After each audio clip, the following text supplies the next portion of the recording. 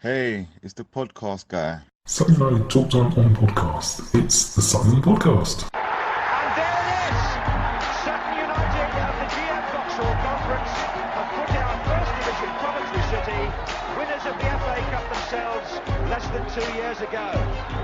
And what a moment to enjoy for the fans of this Surrey side. They've had their moments before, but never one like this. But the whistle goes now. Delight for Sutton United. Sutton United, the National League, are through to the last 16 of the FA Cup. No longer English football's perennial non-league club. A 123-year crescendo reaches a new peak for Sutton United, who are promoted to the Football League for the first time.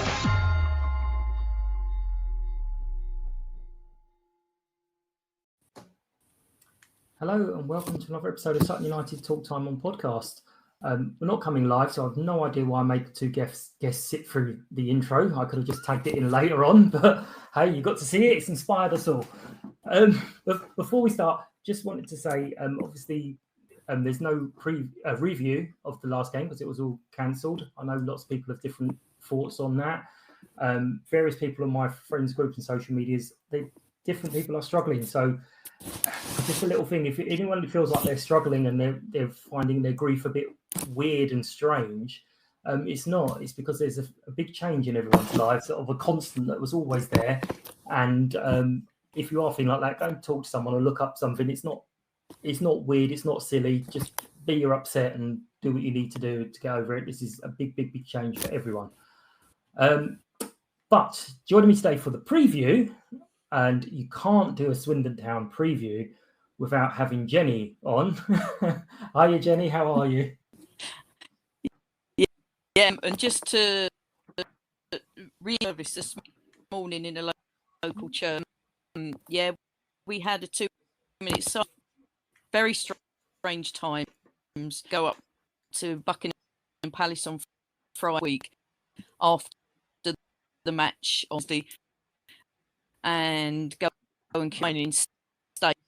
But you don't want to speak to your friends, strange, and even I'm still trying to get my head. Jenny, we're still cutting out. I'm really sorry. Okay. What I'm going to do is, can I catch up with you in a couple minutes? So we log off and I'll catch up. I'll call you back. I'll message you separately and we'll do it again. Sorry, Jenny. No problem. Bye. See you in a minute.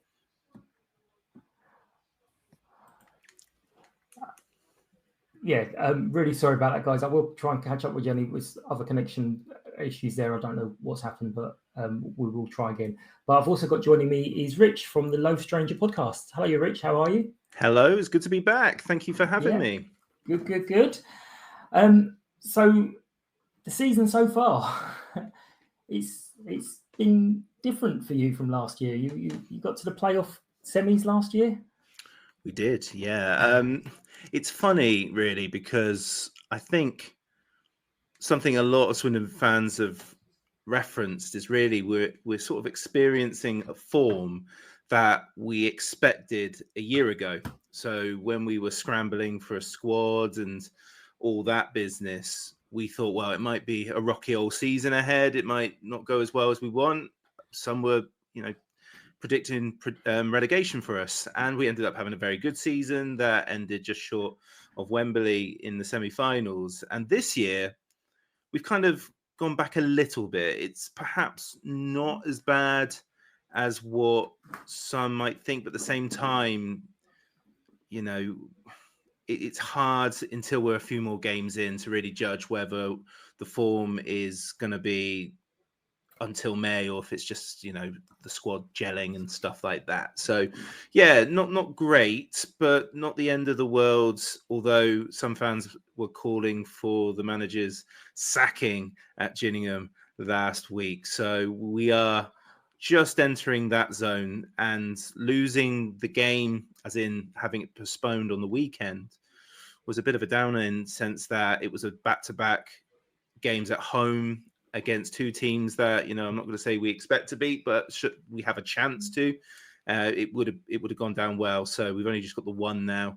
If it does indeed go ahead, and then maybe the weekend's away at Doncaster, we'll see. But it's been eventful. Yeah, because the manager's just this summer, isn't it? You can't. Yeah, he was assistant manager last year under Ben Right. Garner. He was largely expected to join Charlton. It's never really been discussed what happened there, but there was rumours of a compensation issue. But during that negotiation, they appointed him as manager. So that's how he's ended up with the job. Fair enough. And the chap everyone loves to hate has also left you. Who's that? Last minute. So we've had many discussions about him because there are a lot of players throughout the game of football that is the kind of player that you hate, but if he was in your team, you'd love him. Although I'm not entirely sure that was the case with all Swindon fans with him anyway, because they were like, actually, no, he's a bit of a div anyway.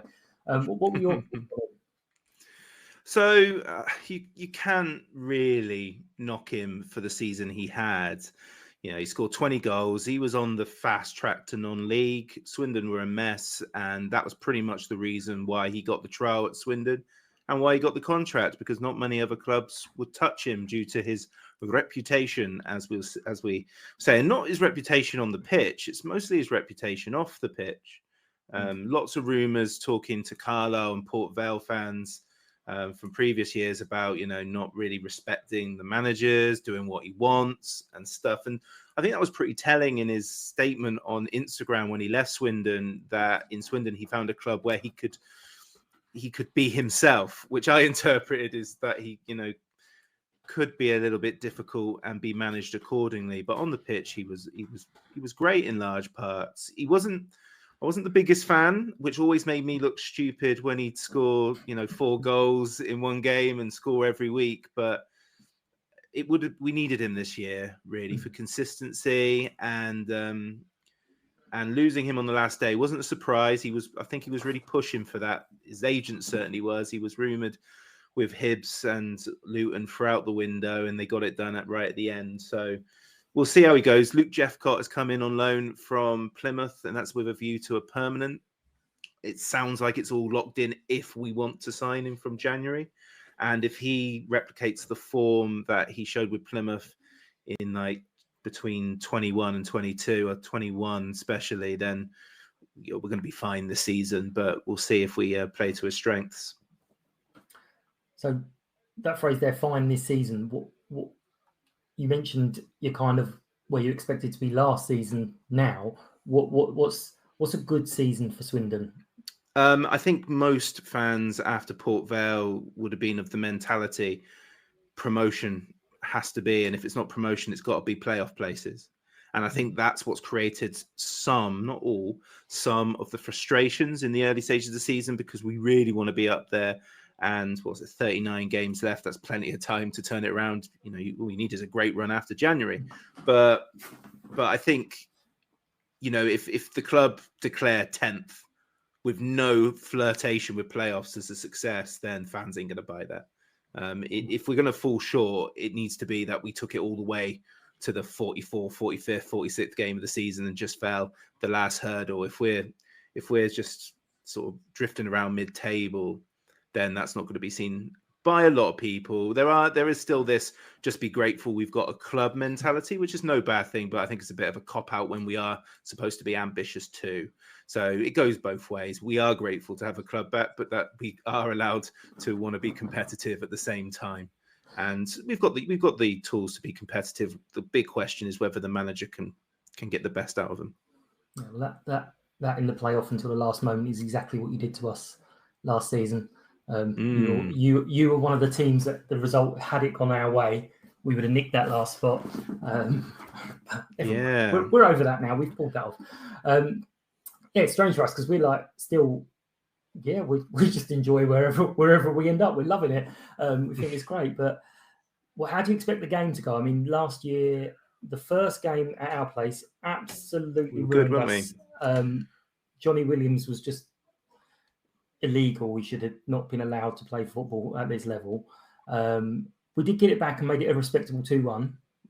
The return at your place, we were down. I mean, I never want to hear a team call about bare bones ever again, because we had our backup keeper on the pitch. The fitness guy went on, didn't he, at the end? Yeah, we had our 40-year-old fitness coach playing. I remember that. And then the other two were one of them was an academy player, and the other one, Ricky's now since left us. So we only had 4 players on the bench. So any team that ever talks about bare bones, they need to be talking about Probably should have had a point in that game too, if I remember rightly. I mean, we got it at the end, but I think a draw would have been. It was our Tuesday night during the Cheltenham races, I seem to remember. Because I remember going back to the station, it was like the end of a battle, seeing people just drunkenly sort of stumbling around Swindon looking to their hotels, which are close to Cheltenham. But yeah, I remember that being not the greatest game in the world, but I certainly remember thinking to myself, Sutton deserved a draw. But yeah, it happens, doesn't it?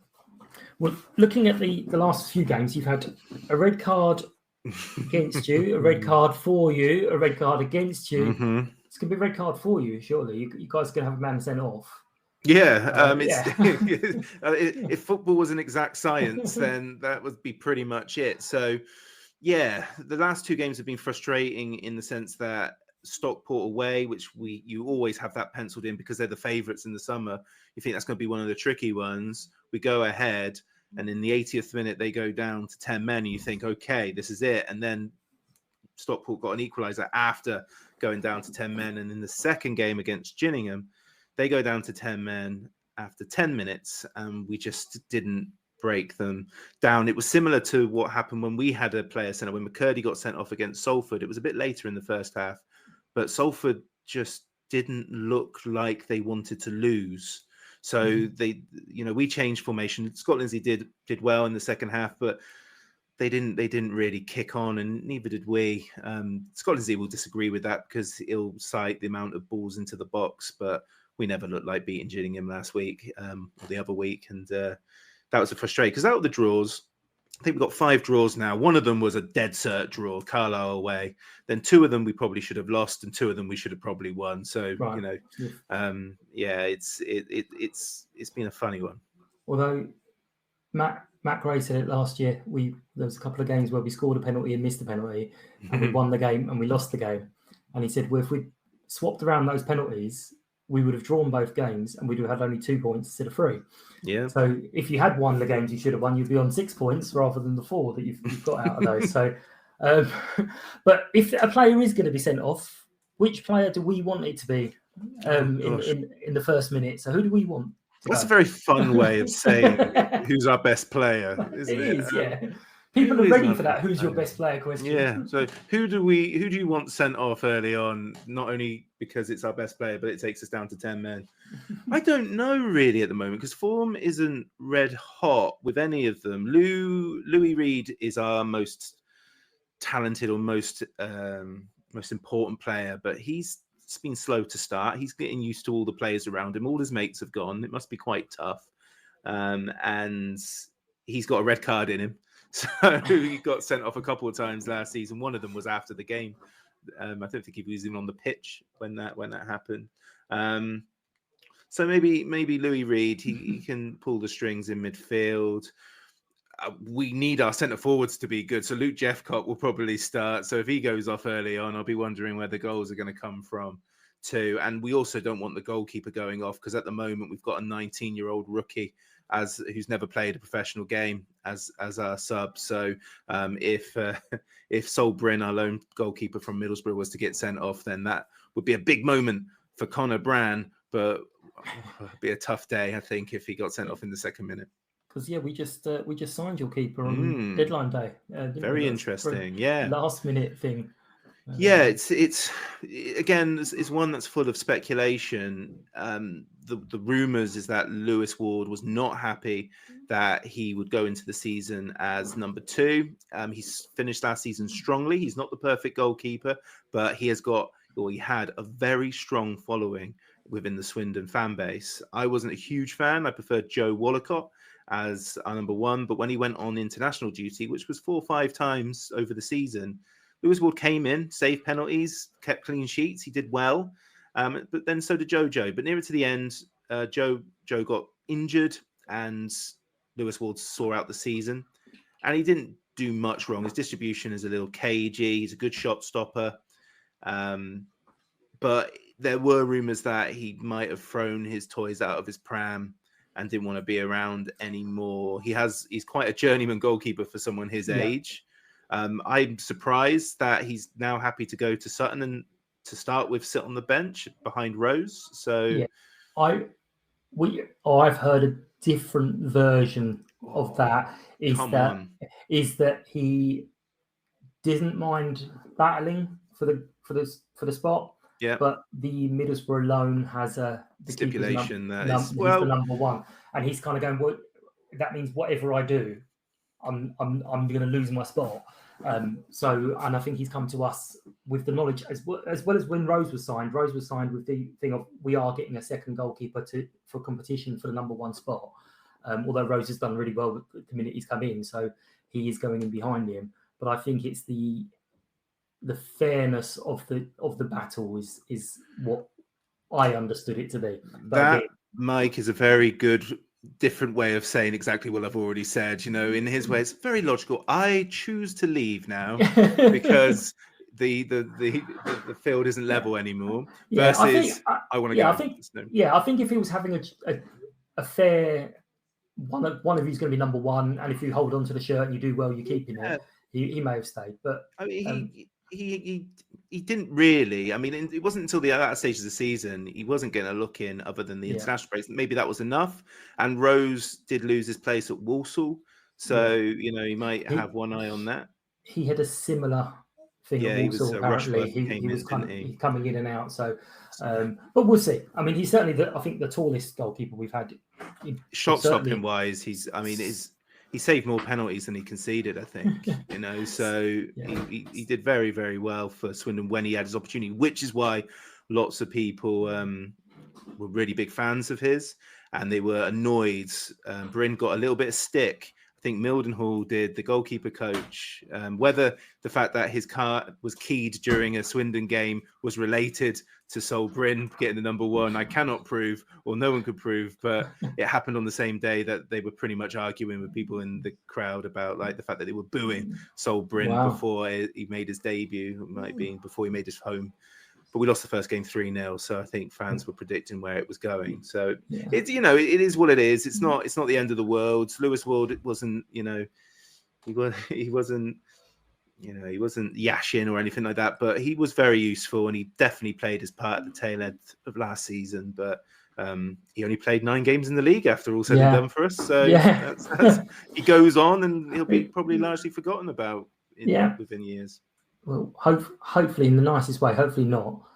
Well, he's got to find a home somewhere, and Sutton's a great chance for him. We'll get you in the playoff semis, and he can save and score a penalty.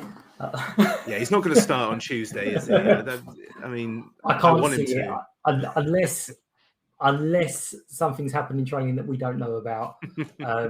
Jack's got the shirt for the moment, and he's going to have to do something.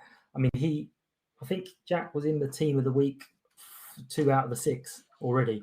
Yeah. So you won your last 2 games as well, haven't you? So we've kind of got over we've lost David Ajaboy thing, and we seem to be pushing on. So what do you always at this time of the season? It's mad. I still remember the days before they even printed league tables, before he was 10. But what do you reckon how's it going to go? How do you see the match actually going? I think it might be quite nervy for Swindon, depending on how quick we start. If we start quite aggressive, get an early goal, we needed that when we played Rochdale. We really needed a win. Rochdale, worst team in the division, and Rochdale made a mistake within seconds, and we scored about 21 seconds in, and that calmed us down. So if we could have, I'm not expecting 21-second goal again, but if we start the game positively and aggressive, in terms of trying to get shots in and trying to sort of run at you and rattle you a little bit, then, we'll probably go on to do well. But if the game starts nervously and Swindon fans get on their backs a wee bit, then it could go either way. I'm not going to sit here and go, we're definitely going to win this one.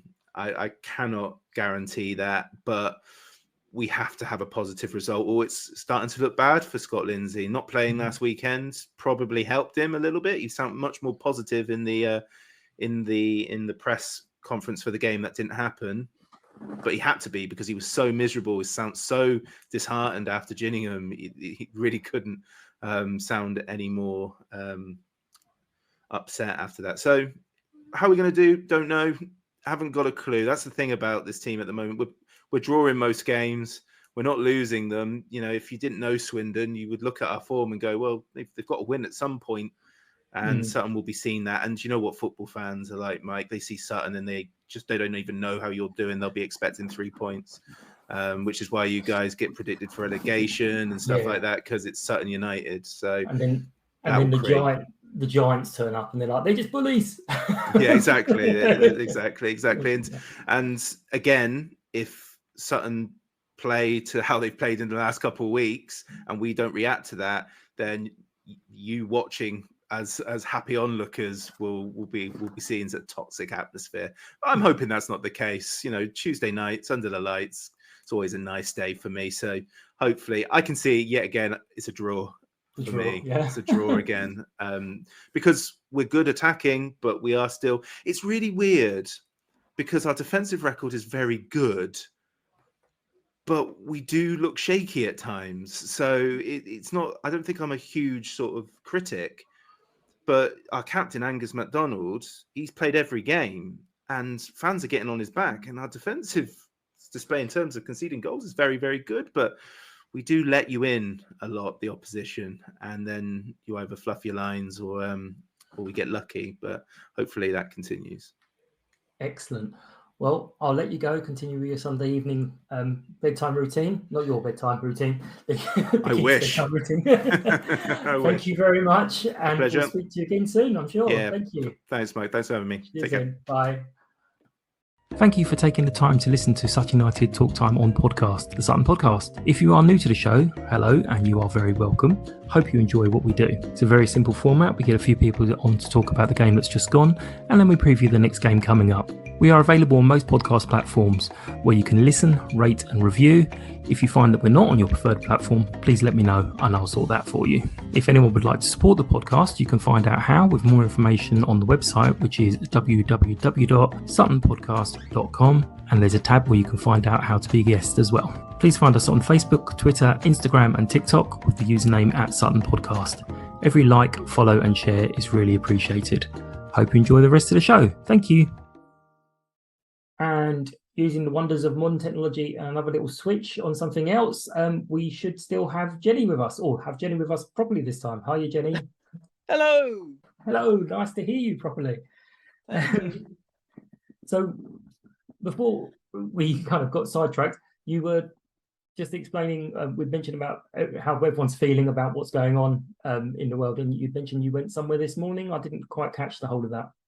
Yeah, no, all it was, I'm a Methodist local preacher, and I led a service this morning at one of our local country churches. We had a harvest festival, but, being what had happened, we had a time of 2 minutes silence and lighting a candle and prayers for the Queen. And I was saying that I went to Buckingham Palace on Friday because I've noticed, or people have said to me, and I've said to people, noticed how they were surprised how upset they felt after the Queen passing. And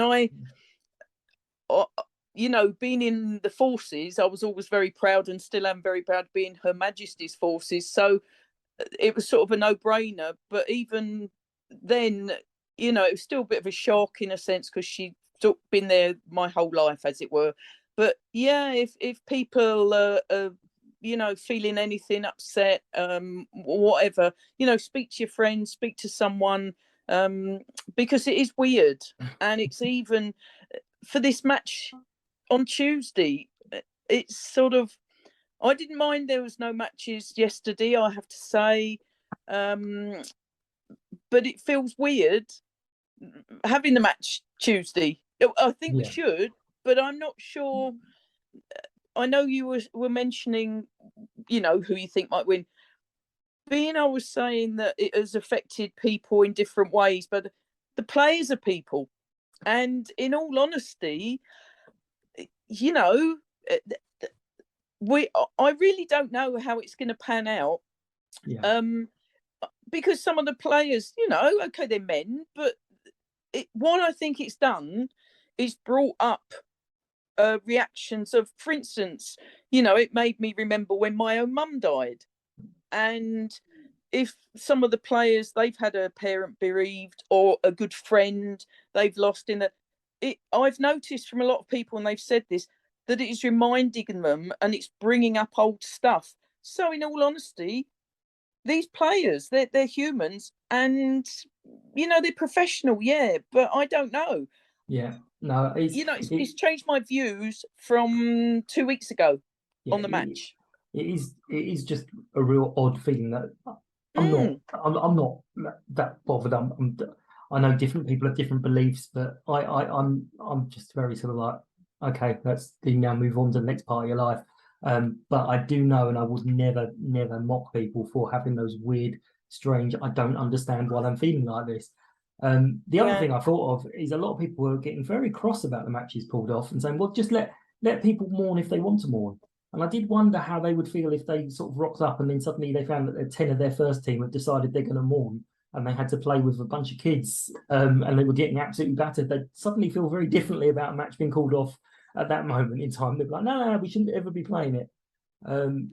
But Yeah. I could still see you on screen as I was talking to Rich, and there was a few moments where you were kind of quite animated, especially the one where we were talking about everyone's friend Harry. Harry McCurdy, yay, he's gone. Sorry.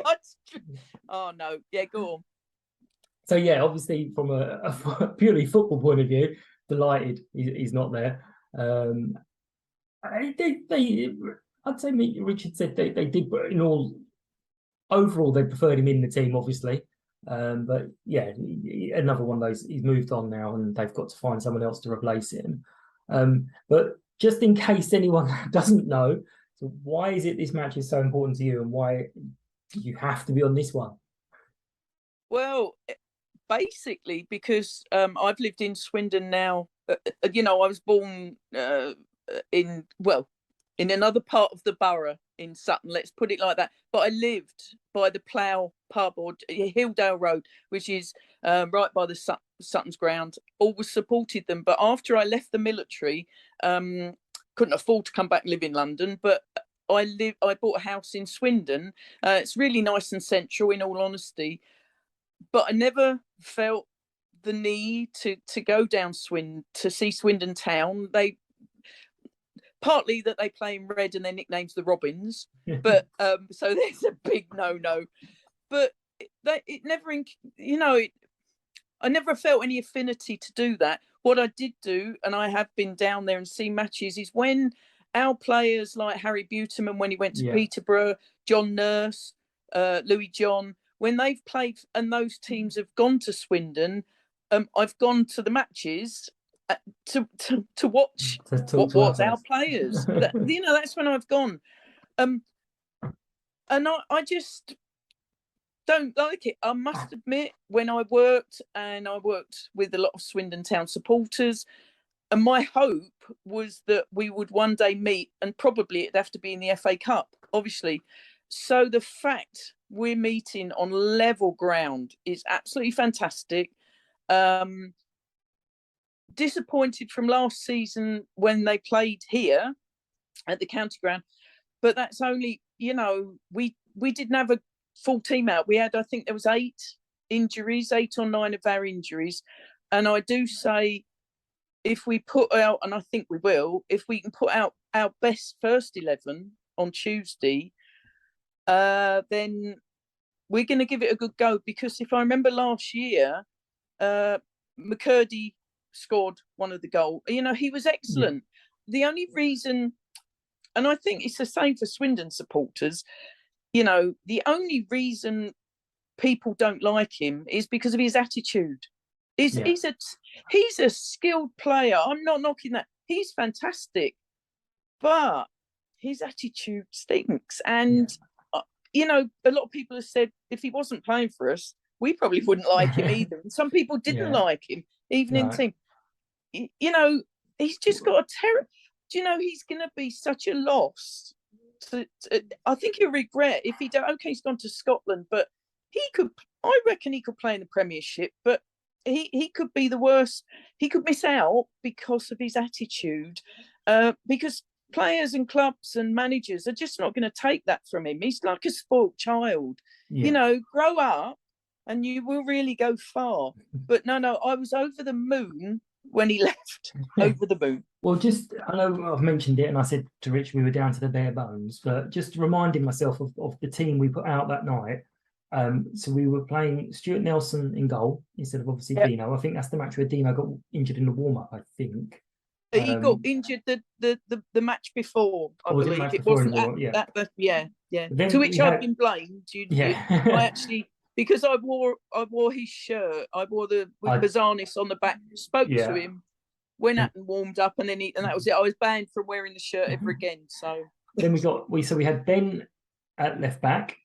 Yeah. There was obviously something happened to Louis because we had Kobe and Ben Goodliff in the middle. Yeah. We had Kizzy on the right wing.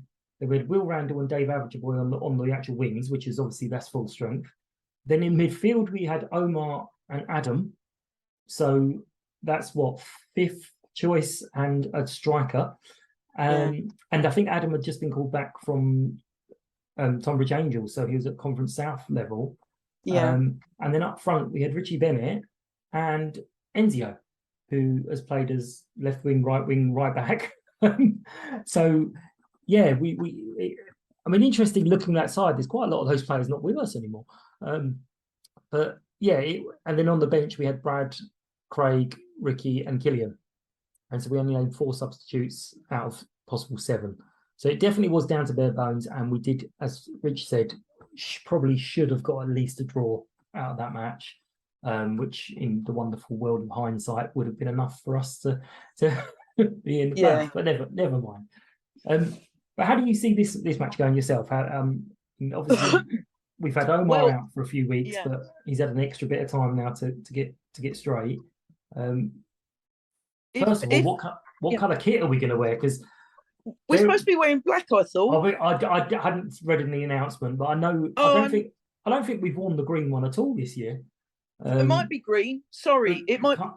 I don't think it can be green because they're in red, and red-green colourblind is a big thing. I'm happy if we play in. I think we played in amber when we played them.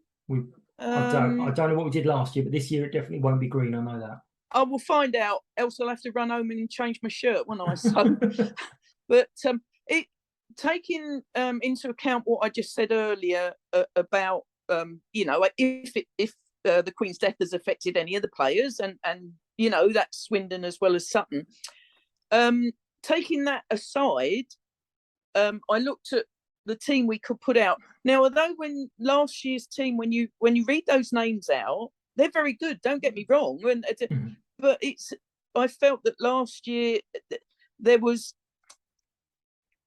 some were playing out of position that they were normally playing, but also don't want to blame him particularly, but I know in goal, I can remember their first goal, and our goalie, you know, he came out like Dino would rush out, and he hesitated for a split second, and that allowed the player to come in. Now, Dino wouldn't have hesitated, and I nearly would lay my money on that if Dino had been there, they wouldn't have scored.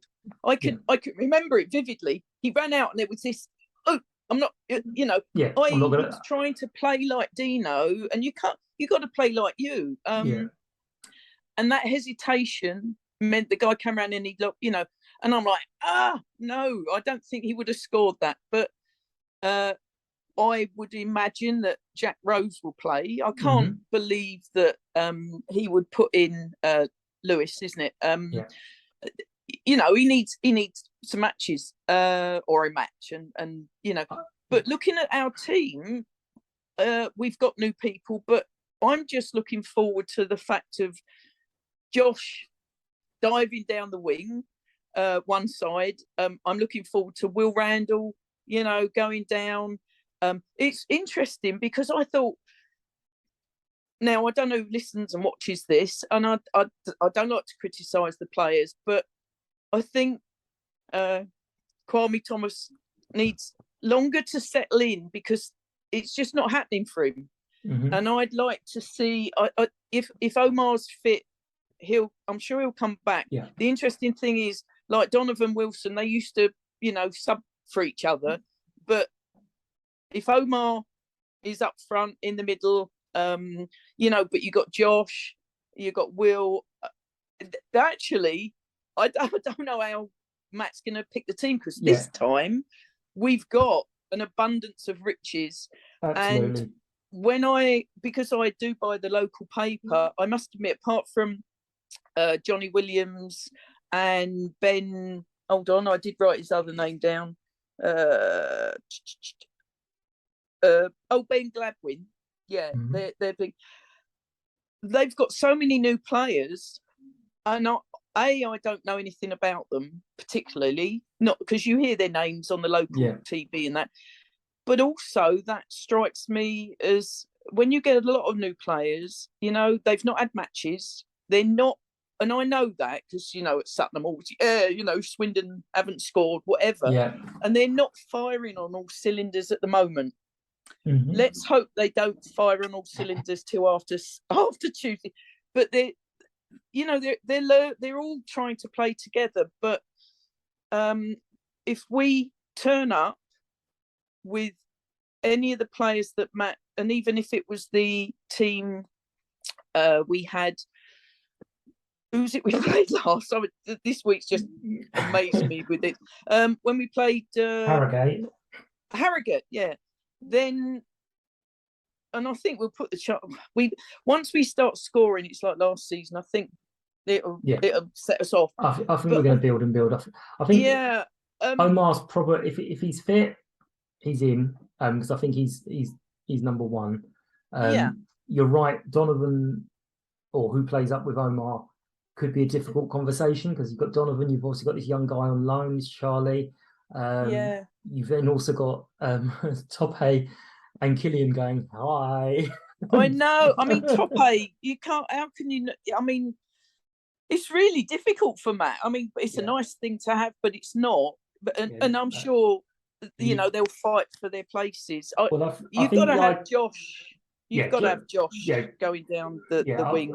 I feel a bit sorry for Enzo because he's been overshadowed again, but he had a few games, a bit of a run at the start, and he didn't pick up and set everything on fire. Josh has come in and picked up the ball and just gone. Everyone's gone, wow. You can't drop him. I mean, I'm going to say very early he was one. I knew he was going to be a favourite player. But yeah, the up front, Matt himself is shaking his head and going, I don't know what I'm supposed to do because they've given me a big problem because there's one of them was supposed to go out on loan, but who can he send out on loan? Our top goal scorer, Tope, free, or Killian, who's just come in last week and scored his first. So but the pressure's on the players. For instance, if after the first half Josh isn't producing like he was, he knows he can bring Enzio on. He knows that he's got a direct, straight placement. Who is chomping at the bit? This is what we haven't had throughout the years. We've literally got people knocking on the door going, come on, let me in now. So Josh is going to be busting a gut to keep that going because he's shown what he can do. And if he doesn't do that, Enzio's what's not to do it? Absolutely. And we've not mentioned Luke either. He's there in the mix as well.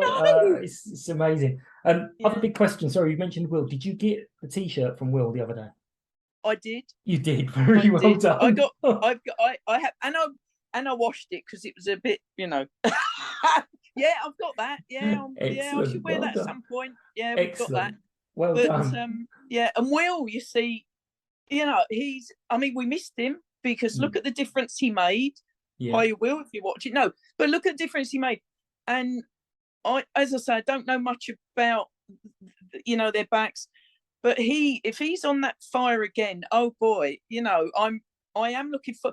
To me, it just depends how, this week's affected them. But they're very professional. And if I had to go to work, I'm not a footballer, but if I had to go to work and even if it's been upsetting, then for the ever, and we're only talking about 90 minutes, then you put that behind you. But there could be some players there who can't. I don't know. I don't think there will be, but I'm just aware of that. Yeah, no, absolutely.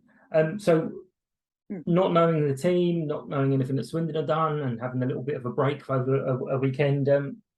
What are you hoping for? What do you expect from the game?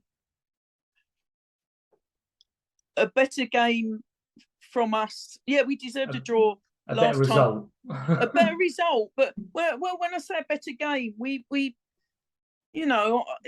I don't think we played poorly, but I didn't think we played the best we've ever played. And that's because I felt some players had been playing one position and then were suddenly moved to play another. And that's quite difficult to do. This time, the players he chooses will have always been in those positions, if you like. Craig and Harry and Will, they know what they've got to do, and Josh, and I think Rob Milsom, a player, feels sorry for John Barden, but how can you drop some of these players with what they've been doing already? And if they turn up, and they really turn up, I'd like to think, because Swindon haven't, but I'd like to think we're going to win, and we'll win well. I'm still of the opinion that we're going to give a team who it is, but we're going to give a team an absolute hiding at some point. Because we're just so close, and everything's going to, where things are slightly just too far or just too short, I think one game's going to happen that everything's going to drop the right way, and it's just going to absolutely be on fire. Hopefully Swindon, because we owe them. And I tell you one thing that will be a big factor, and I really mean this: if we can score first, then they're going to struggle. Yeah, it's not critical, but their fans. I've actually been at a match that Louis John played in, and I've spoken to him about this. They played Cambridge United, and Cambridge beat them 3-0. I was horrified and actually quite disgusted in that the Swindon Town players, every time their captain, who's since finished, they booed him. Big boo. There was a lot of that. There was, 5,000-6,000 there. And I remember saying to Louis 2 seasons ago, I said, do you remember that? He said, yeah, wow. They literally, even before the first goal was scored, they were booing their captain. Now, what does that do? And the more goals that went in against them, they stayed at the end of it. Now, I've never known, we've lost big time, big scores. I've never known us boo our team off or boo the captain before, I was like, whoa. And that, I'm sorry, but I've got to say, because I do believe I know, but their crowd, they're easily swayed, and they will get on those players' backs. And if we score first, and if we then say, if they go 2-0 down, boy, and that I'm sure will boost our players. That's awful, That's exactly what Rich was saying. He said, it can be very toxic. And it can. He was saying that people are booing the captain now as well. Really? Yeah, it's clearly a Swindon thing. That's awful, though, isn't it? There has been games at Sutton where things haven't gone our way, and sort of there was that period where we were on the slide and just people just weren't trying, and I think there were boos then, but it was more of when the game is over, and it's for the effort, not for the skill factor. It's the fact you've got to try, you've got to do a running at least, you've got to do something. But it's not for many years now. That any team, if we get beaten, we know it's because we got beaten, not because the players haven't tried or haven't run. And they're all very brave enough to come out and face everyone afterwards as well, which of course they will do because they've done everything, they've done it right. I think there's an element, I have to say, when we play away, the fans are behind the team, whatever they do. And I know, having stood in some areas of the ground, people will, you're laughing, I know, I've got to be careful, but people can be critical. Yeah. And I think, I'm going to go and stand somewhere else. I might have rose-coloured glasses on, but sometimes, you imagine if you're on the pitch, when you've made a mistake. They know when they made a mistake. if I hear someone getting on my back, you know, there's a sort of, if you encourage people, then, you know, I am rose-coloured, sorry, but I've heard things at our ground. I'm like, oh, get a life to the supporters. And I just move because they moan and they whinge. You know, get behind the guys. And away support, sorry, but it's totally different from home support. Yeah, I mean, we've said that many times. People have said, why can't we recreate our away support at home? It's quite simple because everyone has their own spot and favourite place to watch the ground. And when you're away, you're all lumped in together. So that is why it's like it is. But it's again another great season. I know earlier on in the season, Rich was talking about their manager being really down in the game, and I know Matt was really down after the Crew game so much. I was really actually quite worried for him almost, going, is he all right? But he did look, he was down. Yeah, he was just really fed up. But then everything's just clicked back a little bit. We've dug in, done more. And I just, we're on the ride again. So was it 39 points to go, and we've got our magic 50? I've got great faith in him, because if it's not working, often you find that you think, okay, well, he's going to go in at half time and he's going to change something, or he's going to get things going again.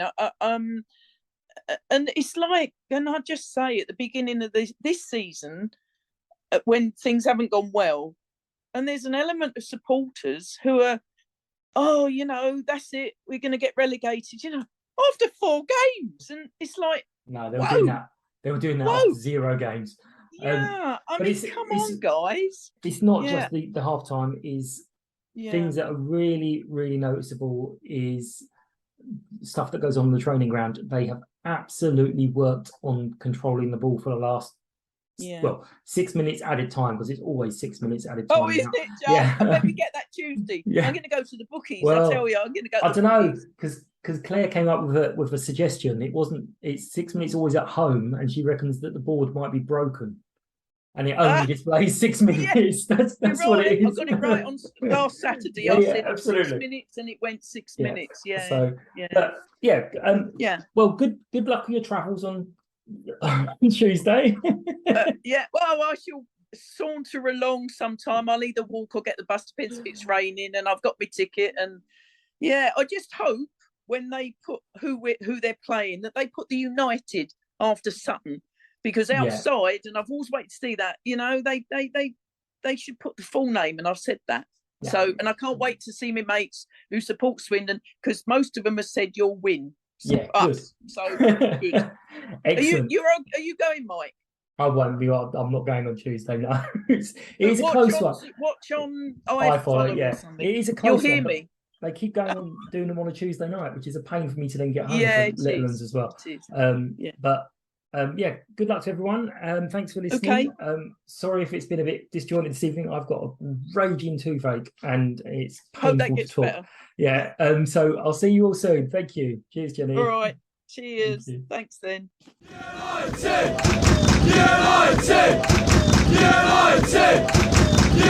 United!